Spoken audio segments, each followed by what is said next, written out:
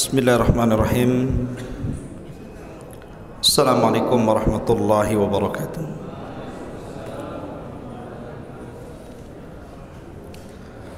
Alhamdulillah, salatu wassalamu ala rasulillah wa ala alihi wa sahbihi wa mawala, wa la hawla wa la quwwata illa billahi wa ba'du. Alhamdulillah, pada malam hari ini Allah subhanahu wa ta'ala masih mengumpulkan kita di Masjid Muhajirin. Dan malam ini kita akan membahas tentang 3 peristiwa dari 3 manusia, yang salah satunya adalah 3 orang yang terjerembab dalam sebuah gua dan tidak bisa keluar. Sebutkan di dalam Sahih Bukhari dari seorang sahabat namanya Abdullah ibnu Umar radhiyallahu anhuma.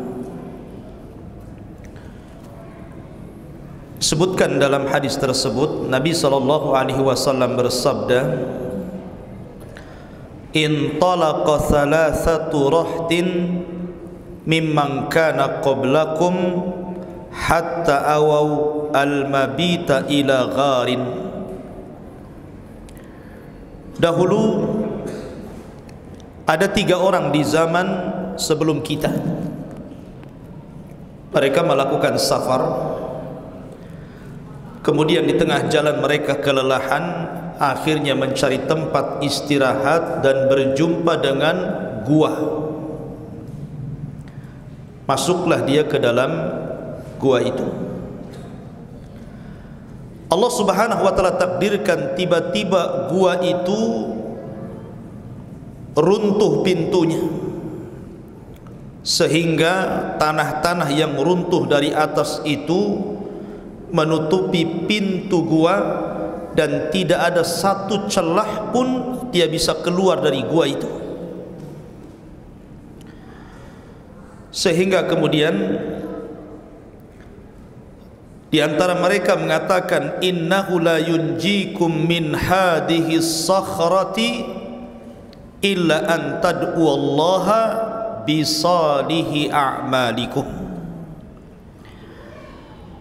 Akhirnya sebagian mereka berkata kepada sebagian yang lainnya, "Kita tidak mungkin keluar dari gua ini, mustahil. Batu yang menutup gua ini besar dan kita tidak bisa untuk mendorongnya, terlalu kuat. Sehingga salah satu jalan untuk keluar dari kita hanya pasrah kepada Allah. Kita berdoa kepada Allah subhanahu wa ta'ala dengan seluruh amal-amal soleh yang pernah kita lakukan." Dalam bahasa akidah itu disebut tawassul namanya. Tawassul dengan amal soleh.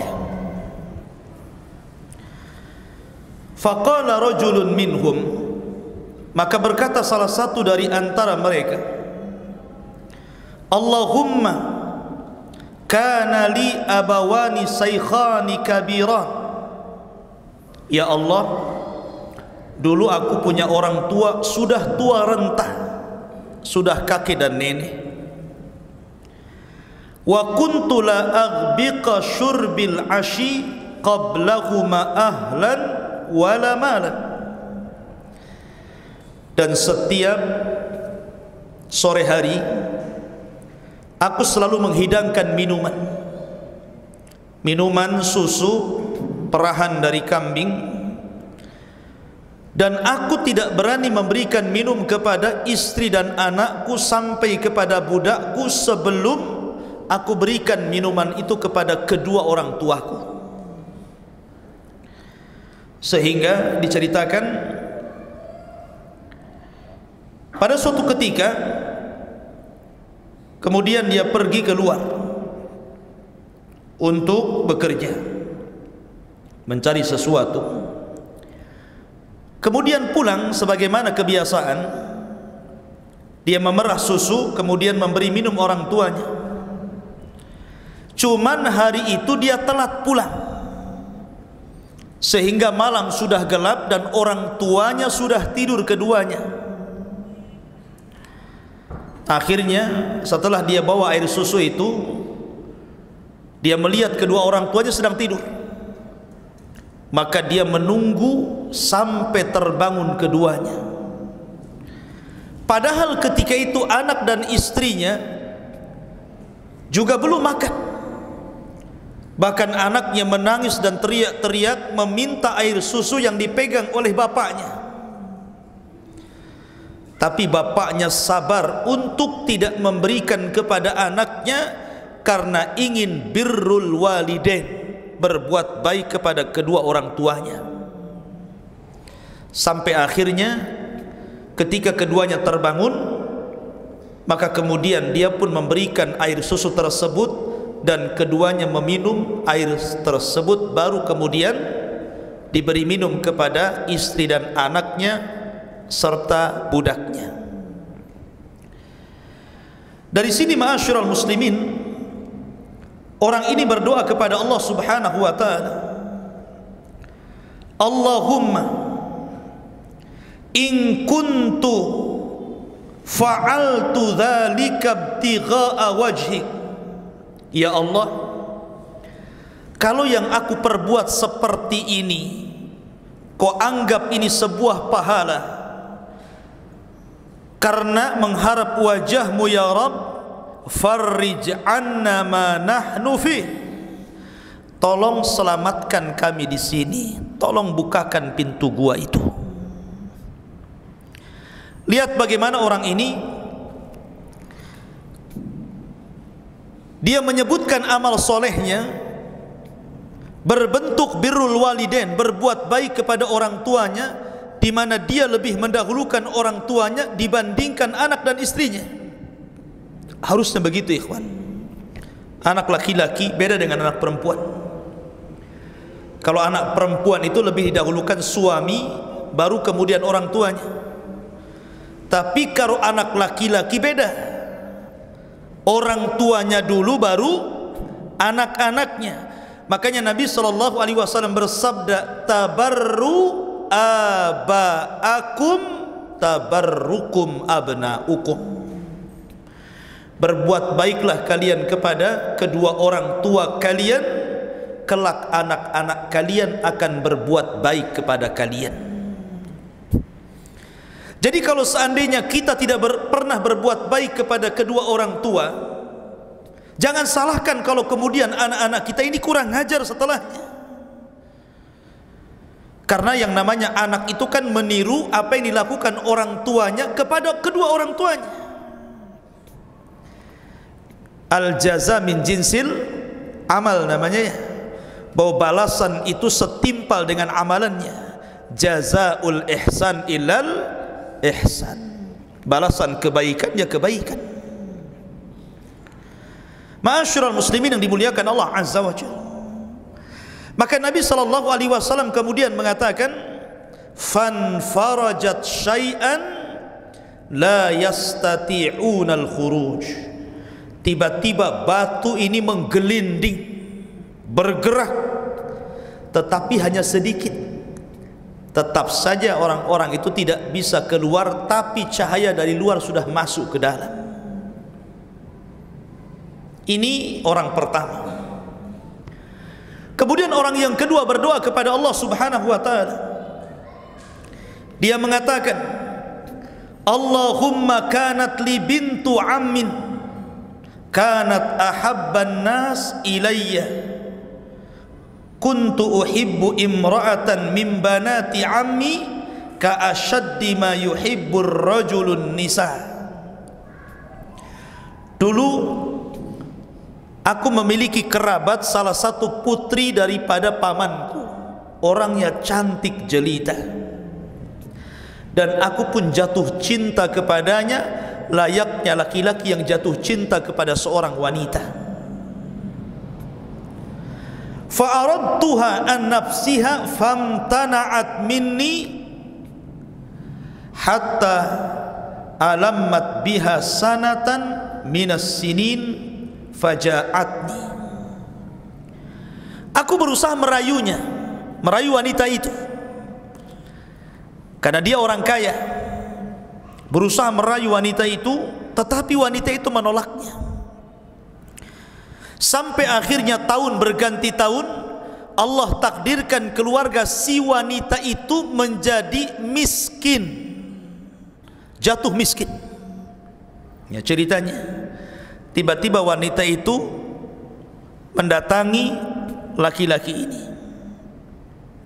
Faqalat, dan dia mengatakan, la tanalu dzalika minha hatta tu'tiyaha mi'ata dinarin fasa'aitu fiha hatta jama'tuha. Maka dia mengatakan, wanita itu kepada laki-laki ini, kami sedang kesusahan, kelaparan, bisa enggak kau berikan kepada kami uang sebanyak mi'ata dinar, 100 dinar. Kalau kau berikan uang itu kepada kami untuk kebutuhan hidup kami dan keluarga kami, terserah kau mau berbuat apa dengan diriku. Terpaksa akhirnya. Bagaimana pula harus menjual dirinya, ya, daripada mati kelaparan. Akhirnya kemudian fa'ataituha isyrina wa mi'ata dinar. Karena senangnya nih laki-laki ini dari dulu memang mengincar wanita itu. Tiba-tiba wanita itu datang, kemudian hanya meminta uang 100 dinar, dia boleh melakukan sesuatu kepada wanita itu. Maka dilebihkan, diberinya 120 dinar. Ambil. Maka wanita itu pun kemudian pulang dan mencukupi keluarganya, memberi makan keluarganya. Kemudian setelah itu balik lagi kepada anak muda itu. Lah ketika kemudian anak muda itu hampir mau berzina, sudah terbuka aurat keduanya. Namanya wanita ini kan bukan suka sama suka, dan bukan juga istrinya. Dia terpaksa melakukan itu kan karena sebuah hajat dan kebutuhan keluarganya. Akhirnya ketika hampir saja laki-laki ini hendak menzinaihinya, tiba-tiba wanita ini mengatakan, ittaqillah ya fulan, bertakwalah engkau kepada Allah, takut engkau kepada Allah. Maka kagetlah wanita laki-laki ini. Faqumtu wa taraktuha, aku pun bangkit dan meninggalkan wanita itu. Luar biasa. Kalau antum berada di posisi laki-laki itu, kira-kira bangkit meninggalkannya atau diteruskan? Sudah, nggak usah diceritakan, dah tahu jawabannya. Tapi laki-laki ini betul-betul dia menjaga dirinya gitu kan. Dia tidak mau jatuh kepada kemaksiatan. Dia tinggalkan. Dan dia ikhlaskan seluruh uang yang sudah diberikannya. Tidak dianggap hutang lagi. Karena takut kepada Allah subhanahu wa ta'ala. Disitulah kemudian dia mengatakan, Allahumma in kuntu fa'altu ibtigha'a wajhik, ya Allah, jika yang kulakukan ini sebuah kebaikan, ada pahalanya karena mengharap wajahmu, fafraj anna ma nahnu fi, tolong bukakan, selamatkan kami dari gua yang gelap ini. Maka Nabi SAW mengatakan, fang farajat as-sakhratu fala yastati'unal khuruj. Tiba-tiba batu itu menggelinding lagi, agak besar lubangnya, tapi tetap tidak bisa keluar. Ya. Sisa satu orang lagi. Yang satu orang ini mengatakan, kata Nabi SAW, Allahumma inni ista'jartu ujara fa'ataituhum ajrahum ghaira rajulin wahidin taraka alladhi lahu wa dhahab. Dulu aku punya kebun, antum yang pengalaman punya kebun gitu kan, terkadang seseorang itu kan membayar 1-2 orang untuk menjaga kebun, namanya tukang kebun.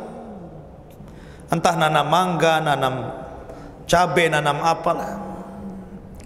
Tapi pada waktu panen kan tidak mungkin antum pakai 2 orang kan, pasti akan memakai karyawan lebih. Namanya panen kan banyak, harus membutuhkan orang banyak. Lah ketika kemudian dia menyewa banyak pekerja untuk memanen kurmanya, kebun kurmanya ini, dan pada waktu sudah selesai pekerjaan, tentu para pekerja harus dibayar. Maka satu persatu para pekerja itu dibayar, kecuali 1 orang gak mau dibayar. Alasannya terlalu murah, dia tidak mau. Akhirnya karena merasa bahwa bayarannya terlalu murah, dia pun kemudian jalan marah dan sakit hati. Kemudian dia pergi, dia tidak ambil upahnya tuh, pergi gitu saja. Maka orang ini kemudian mengambil upah orang tadi dan membeli seekor kambing yang hamil, kemudian dirawatnya. Rupanya Allah takdirkan kambing itu beranak, laki-laki dan perempuan. Kemudian besar anaknya, beranak lagi, bertahun-tahun. Akhirnya kemudian dari kambing ini dibelikan sapi, sapi dibelikan unta. Saking banyaknya, dari uang hasilnya bayar pekerja untuk menjaganya. Akhirnya penuh 1 lembah. Tiba-tiba sudah sekian tahun lamanya ya, orang ini kesulitan hidupnya. Dia teringat bahwa dia punya uang pada majikannya yang dulu sempat tidak diambil karena merasa murah gitu. Kemudian setelah datang ke majikannya, kemudian dia mengatakan, saya dulu orang yang bekerja kepada kamu, waktu kau upah saya kabur karena terlalu kecil, macam-macam ceritanya. Akhirnya kemudian orang ini mengatakan, ya Abdullah, wahai hamba Allah, ataral wadi, kau lihat lembah di sana? Ya. Maka orang ini mengatakan, na'am ra'aituha, ya aku lihat lembah, isinya kambing, unta, sapi, ada yang merawatnya. Emang kenapa? Maka orang ini mengatakan, itu semua hartamu, itu semua hartamu. Kemudian dia mengatakan, la tastahzi'u bi, kau jangan ngejek aku ya, mana ada aku punya harta sebanyak itu. Maka dia mengatakan, la astahzi'u bik, aku tidak mengejek kepadamu, ini semua hartamu. Dulu gajimu aku belikan kambing. Maka dia mulai bercerita dari awal sampai akhir. Maka hartamu menjadi sebanyak diriku, ambil semuanya, dan aku tidak akan sisakan sedikit pun kecuali ku serahkan kepadamu. No, luar biasa ya. Ada yang seperti ini zaman sekarang, yang ada uang pekerjanya dibawa lari itu kalau proyek itu, belum digaji sudah lari itu. Ya ininya ya, bosnya. Lah akhirnya orang ini mengatakan, ya Rabb, in kuntu fa'altu dzalika ibtigha'a wajhi, kalau memang yang aku lakukan ini sebuah pahala mengharap wajahmu, fafruj anna ma nahnu fih, tolong selamatkan kami di sini. Tiba-tiba kata Rasul, fang farajatis sakhra fa kharaju yamshi, tiba-tiba batunya menggelinding habis, pintu gua terbuka dan mereka keluar dengan selamat. Lihat, Di sini ada pelajaran besar, pentingnya melakukan amal saleh. Pentingnya melakukan amal saleh. Kata Nabi SAW, la tahkiranna minal ma'rufi syai'an. Jangan remehkan sekecil apapun kebaikan. Walau antalqa akhaka biwajhin talqin. Walaupun hanya lemparan senyum kepada saudaramu. Karena terkadang ikhwatu fiddin, amalan-amalan itu sangat dihajatkan ketika kita kesulitan, ketika kita dalam posisi oleh Allah Subhanahu wa ta'ala diberikan bala, diberikan ujian, diberikan sakit, diberikan kefakiran, diberikan penyakit, dan begitu seterusnya. Maka kita bisa gunakan amal-amal soleh itu untuk tawasul. Ya Rabb, dulu aku pernah sedekah sama orang tua yang ada di gubuk. Kalau memang ini sebuah pahala ya Rabb, saya lagi kesulitan hari ini. Itu maksudnya. Tolong bantu aku. Karena terkadang ikhwatu fiddin, ada waktu-waktu tertentu di mana Allah Subhanahu wa ta'ala menguji manusia itu pada taraf di mana kita tidak mungkin lepas dan menganggap ini semua kiamat. Wah, ini tidak bisa keluar saya dari sini. Saya kira orang pasti mengalami itu. Tidak mungkin antum tidak pernah mengalaminya. Pasti antum pernah mengalami keperitan hidup yang antum merasa keperitan itu rasanya kiamat. Rasanya kebingungan luar biasa, harus berbuat apa gitu kan. Lah saat-saat detik seperti itulah antum bisa bertawasul kepada Allah Subhanahu wa ta'ala dengan amal soleh. Maka dengan itulah Allah Subhanahu wa ta'ala semoga bisa menghilangkan kesulitan yang Allah Subhanahu wa ta'ala jadikan ujian bagi kita semuanya. Ini kisah yang pertama. Kisah yang kedua juga disebutkan oleh Al-Imam Al-Bukhari dan juga Imam Muslim dari sahabat Abdullah atau Abu Hurairah radhiyallahu an, di mana dia mendengar Nabi sallallahu alaihi wasallam kata Rasul, inna thalathatan fi bani Israil abras wa a'ma wa aqra. Dahulu di zaman Bani Israel ada 3 orang, masih 3 orang ceritanya. Tadi juga 3 orang, ini juga 3 orang. Karena hari ini kita bicara tentang kisah 3 orang di 3 kisah 3 orang. Gitu ya judulnya. Ya. Jadi 3 orang ini Allah uji dengan 3 penyakit. Yang satu penyakitnya abras. Yang satu penyakitnya abras. Abras itu penyakit kulit, baros.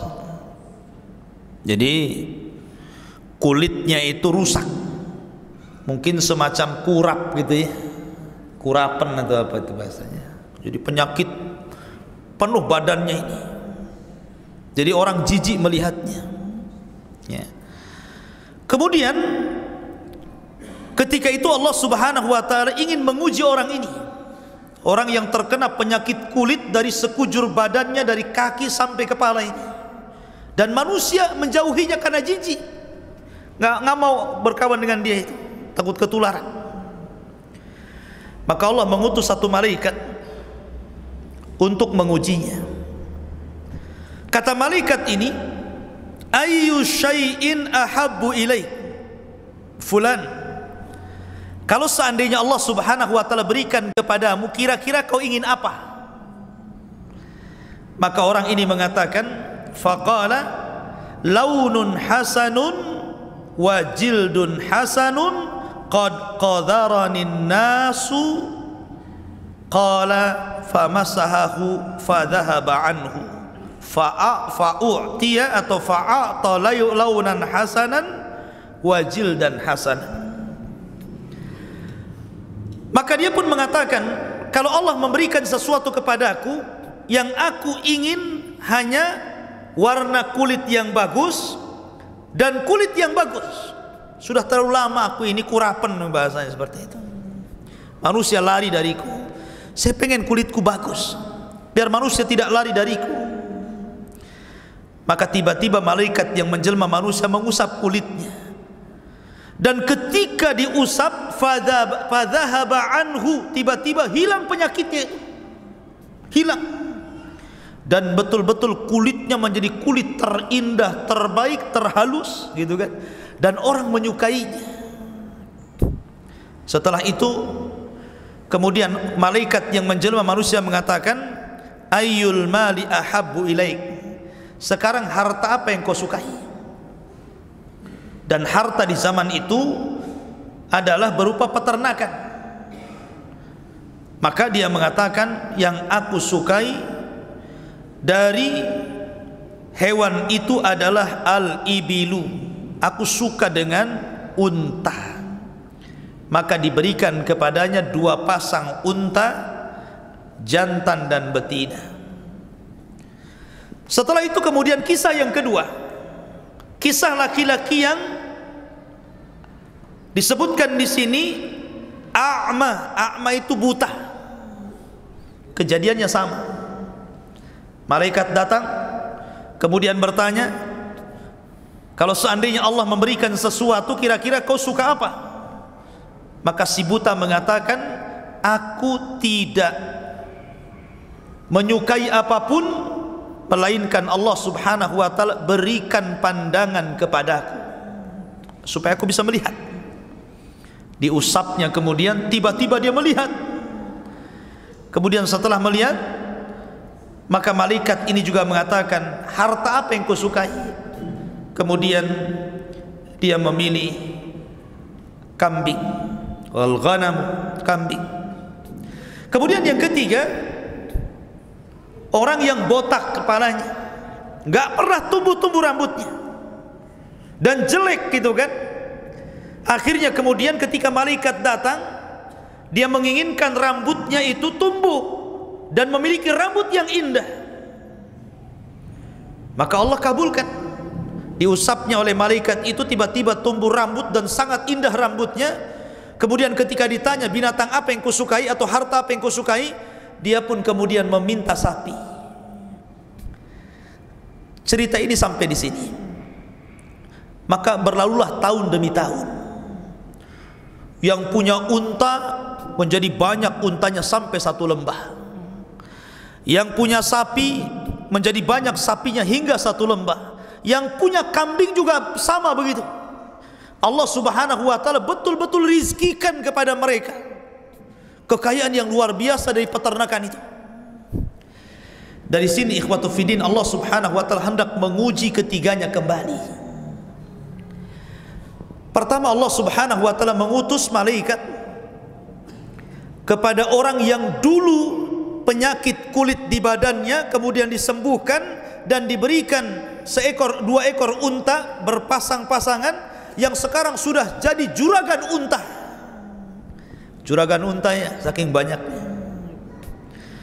Akhirnya malaikat ini pura-pura jadi pengemis.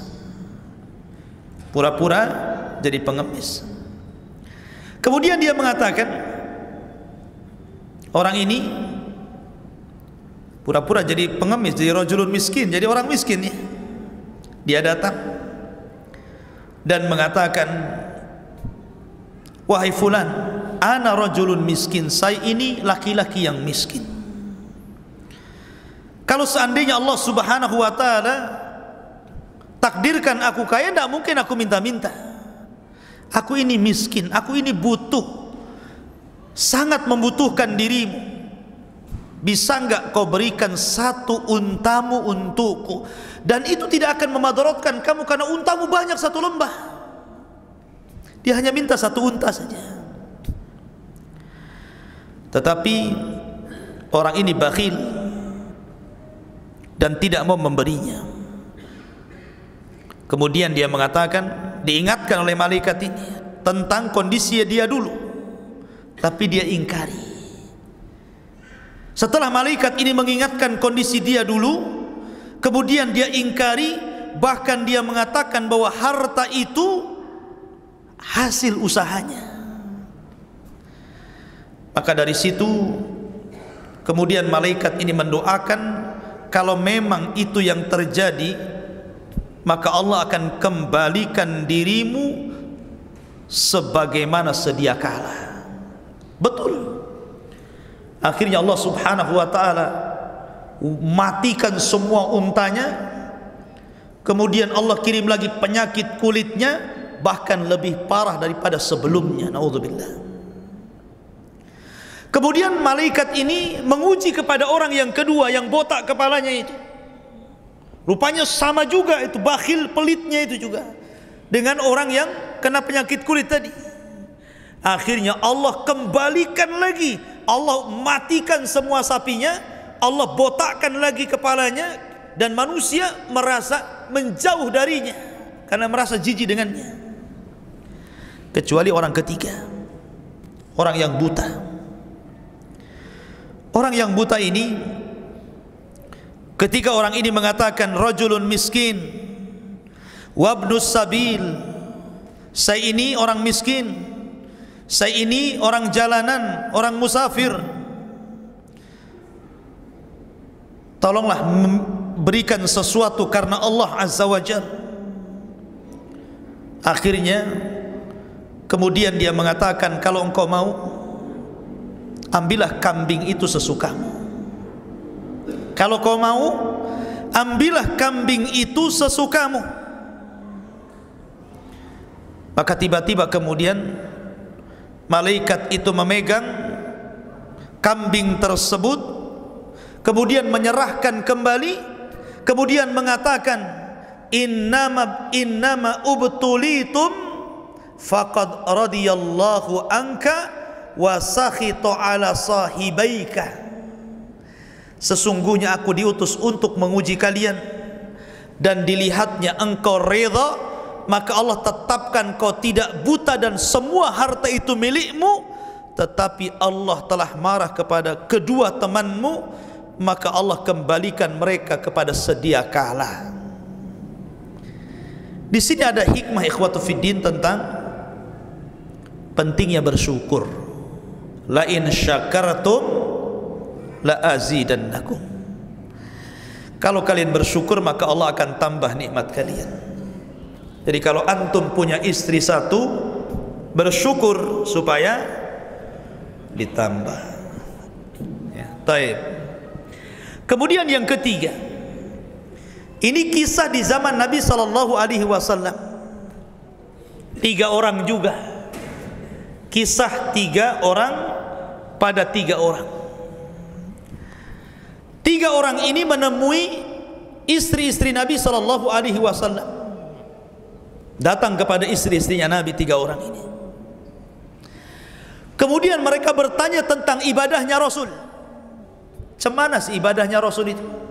Tanya kepada Aisyah, tanya kepada Hafsah, tanya kepada Zainab. Pokoknya istri-istri Nabi ditanya dia tentang bagaimana ibadah Rasul di rumah-rumah istri-istrinya. Ya, istri-istrinya menceritakan ala kadarnya lah. Ya, Nabi itu kadang sholat malam, kadang tidak, kadang puasa, kadang tidak, macam-macam. Akhirnya karena merasa biasa-biasa saja, maka mereka pun seolah-olah taqalluha, merasa bahwa ibadahnya Nabi itu sedikit. Masa sih Nabi ibadahnya segitu? Harusnya Nabi itu hebat, gitu maksudnya. Dia merasa bahwa ibadahnya Nabi itu sedikit. Dari situlah akhirnya 3 orang ini ingin melampaui Nabi. Ya, kalau ibadahnya seperti itu saya bisa lebih, nah, gitu maksudnya. Akhirnya kemudian yang satu bersumpah, ama ana, adapun saya akan sholat fa usallil laila abadan walam arqud. Saya akan sholat malam terus tiap malam, dan saya tidak akan tidur. Karena Nabi itu kadang sholat kadang tidur. Saya nggak tidur, sholat malam terus katanya. Kemudian yang satu mengatakan, wa ana asumud dahra wala uftir. Kalau saya akan puasa terus. Setiap hari saya akan puasa, melebihi puasa Nabi. Kemudian yang satu mengatakan, wa ana a'tazilun nisa fala atazawwaj abadan. Saya tidak akan beristri, satu pun tidak akan beristri, karena saya ingin waktu saya hanya untuk Allah dan untuk ibadah kepada Allah. Ini tiga orang ini ingin menyaingi Nabi. Kononnya ingin lebih daripada ibadahnya Nabi. Maka ketika sampai berita itu kepada Nabi SAW, tiba-tiba Nabi marah. Kemudian Nabi mengatakan, antumul ladzi kultum kadza wa kadza. Kamu ya yang ngomong begini dan begitu, mau sholat malam terus, mau puasa terus, tidak mau kawin, kamu ya. Maka mereka mengatakan, ya wahai Rasulullah. Maka Rasul mengatakan, wallahi, demi Allah, inni la akhsyakum lillah wa la atqakum lahu walakin asumu wa uftir wa usalli wa arqud wa atazawwajun nisa faman ragiba an sunnati falaysa minni. Kata Rasul, saya ini orang yang paling takut kepada Allah dibandingkan kalian. Saya orang yang paling bertakwa dibandingkan kalian. Tapi saya puasa, kadang tidak puasa. Saya sholat malam, kadang saya tidur. Dan saya menikahi istri-istri banyak. Maka siapa yang membenci sunnahku, maka dia bukan golonganku. Lihat dari sini, faedahnya tidak boleh melampau. Dalam agama tidak boleh melampau. Makanya Nabi SAW mengingatkan para sahabat dengan mengatakan, la tutruni kama ataratin nasara Isa bin Maryam. Jangan kau melampau kepadaku wahai kaum muslimin, seperti melampaunya orang-orang Nasrani terhadap Isa bin Maryam. Katakan aku ini Abdullah, hamba Allah, dan katakan aku ini Rasulullah. Cukup begitu. Hamba jangan pernah disembah, Rasul jangan pernah didustakan. Itu maknanya Abdullah wa Rasul. Dan Allah berfirman, ya ahlal kitab la taghlu fi dinikum. Wahai ahli kitab, jangan melampau dalam agama kalian. Jangan melampau. Ketika Al-Quran sudah menetapkan sebuah ketetapan, jangan melebihi Al-Quran. Jangan. Al-Quran sudah mengatakan satu ketetapan, maka kita katakan seperti yang dikatakan Al-Quran. Jangan kemudian keluar daripada Al-Quran.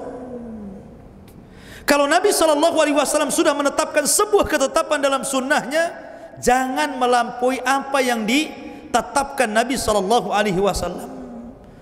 Karena itu semua percuma, tidak akan berpahala. Kata Nabi SAW, man ahdatha fi amrina hadza ma laysa minhu fahuwa raddun. Barang siapa yang melakukan sebuah perbuatan yang tidak ada contohnya di zaman Rasul, maka perbuatan itu ditolak di sisi Allah Subhanahu wa taala. Ini diantara tiga kisah dari kisah tiga orang di zaman dulu, di zaman Bani Israel dan di zaman Nabi sallallahu alaihi wa ala alihi wasallam. Wallahu a'lam. Sebelum saya tutup, silakan kalau ada yang bertanya.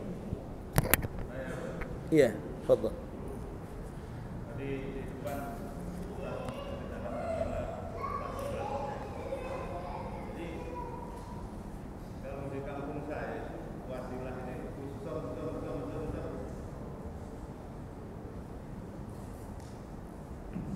Iya.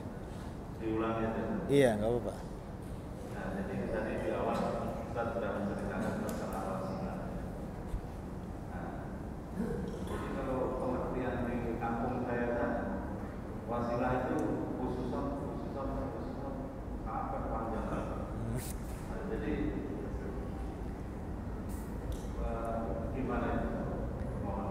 Gimana khususonnya itu?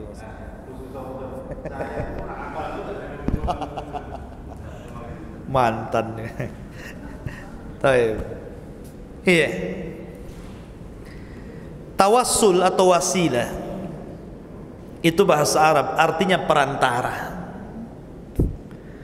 Wasilah itu artinya perantara. Saya punya pesantren, kemudian antum teman saya. Ada orang ingin masukkan anaknya ke pesantren saya, karena takut ditolak datang ke antum. Bisa nggak ngomong sama Abu Humairah itu, anak saya dimasukkan ke pesantrennya? Antum bilang bisa, tenang, itu guru saya akan ngomong. Akhirnya antum bawa anak itu, Ustadz ini anak kawan saya, tolonglah terima. Gitu. Maka saya terima. Berarti masuknya anak itu ke pesantren saya gara-gara antum. Antum itu wasilah namanya, paham ya? Wasilah diterimanya anak antum di pondok saya. Paham mana wasilah? Ah, itu namanya wasilah. Jadi ketika kita menjadikan Nabi SAW sebagai wasilah, atau mungkin selain Nabi SAW dari syekh-syekh, dari ulama-ulama, dari wali-wali, maksudnya gambarannya seperti tadi. Karena kita tidak mungkin langsung kepada Allah takut ditolak, ya, maka kita harus cari orang yang bisa membawa kita kepada Allah. Lah orang-orang yang bisa membawa kita kepada Allah itu disebut wasilah. Paham? Taib. Udah paham ya mana wasilah? Taib. Sekarang kita rinci. Wasilah atau dalam bahasa Arab disebut tawassul. Itu ada dua. Ada tawassul masyru', ada tawassul mamnu'. Ada wasilah yang disyariatkan, ada wasilah yang dilarang. Adapun wasilah yang disyariatkan, contohnya dalam hadis ini, dalam kisah 3 orang yang terjerembab dalam gua ini.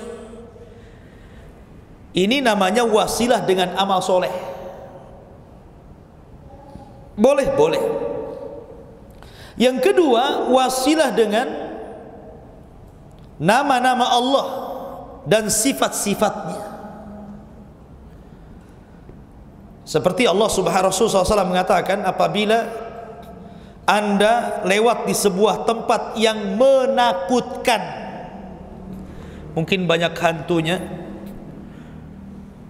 maka kata Rasul, bacalah a'udzu bi kalimatillahi tammati min syarri ma khalaq lam yadurruhu bi syai'in hatta yartahil minhu. Maka bacalah a'udzubillah, a'udzu bi kalimatillah, aku berlindung dengan kalimat-kalimatmu ya Allah. Kalimat Allah Al-Quran, dan kalimat Allah artinya sifat, sifat kalam. Allah itu bicara. Aku berlindung bi kalimatillah, dengan kalimat-kalimatmu ya Allah, dengan sifat-sifatmu ya Allah, min syarri ma khalaq, dari keburukan yang kau ciptakan. Maka ketika kita berwasilah dengan kalimat-kalimat Allah, maka kita tidak akan diganggu dan dijauhkan dari gangguan oleh Allah sampai kita pindah dari tempat itu. Maka bertawassul dengan nama-nama Allah dan juga dengan sifat-sifatnya tidak ada masalah. Kemudian yang ketiga, tawassul dengan orang soleh, dengan ulama, tapi syaratnya mereka masih hidup. Datang kepada ulama, kepada orang soleh, minta doanya. Maka ketika kita meminta doa kepada orang soleh, doa keselamatan dunia dan akhirat, doakan saya Ustadz ya, mudah-mudahan saya istiqomah, mudah-mudahan Allah masukkan saya ke dalam sorga. Kata Ustadz, insya Allah ya, sama-sama. Itu wasilah juga. Lah ini namanya wasilah-wasilah masyru'. Tapi ada wasilah-wasilah yang tidak masyru', yang dilarang tadi. Contohnya tadi, ya, wasilah dengan orang-orang soleh, tetapi orang-orang ini sudah mati. Ya, orang-orang ini sudah mati. Kita datang ke kuburannya, kemudian meminta-minta. Ya, cemana dia sudah mati? Kalau orang mati tidak mungkin mendengar orang hidup. Walaupun ada pengecualian dalam hadis-hadis yang sudah jelas saja, seperti ketika masuk kuburan pertama kali dia mendengar suara terompahnya. Ataupun pengecualian kepada Qalibu Badrin. Ketika Nabi SAW sampai di Badar, kemudian Nabi SAW ketika itu mendoakan keburukan kepada orang-orang yang dikubur di Badar dari para pembesar Quraisy yang mati di Qalibu Badar. Sampai-sampai Umar mengatakan, ya Rasulullah, mereka sudah bangkai, sudah berada di bawah tanah, mereka enggak mungkin mendengarmu. Kata Rasul, mereka dengar, tapi mereka tidak bisa jawab. Nah, katanya ini khusus Nabi SAW, khusus bagi mereka saja. Tapi secara umum tidak. Orang mati itu sibuk dengan kondisi mereka di alam barzakh, sehingga tidak bisa antum sibukkan dengan kesibukan mereka. Lah ini tawasul seperti itu tidak boleh, karena tidak bisa mengabulkan keinginan kita. Langsung sajalah berdoa kepada Allah. Idza sa'alta fas'alillah. Apabila meminta sesuatu, minta kepada Allah. Tidak usah terlalu banyak ruh-ruh tadi. Ya. Wallahu a'lam. Iya. Ada lagi?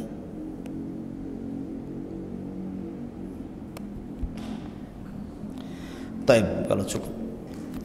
Subhanakallah bihamdika asyhadu an la ilaha illa anta astaghfiruka wa atubu ilaik. Allah ta'ala alam. Assalamualaikum warahmatullahi wabarakatuh.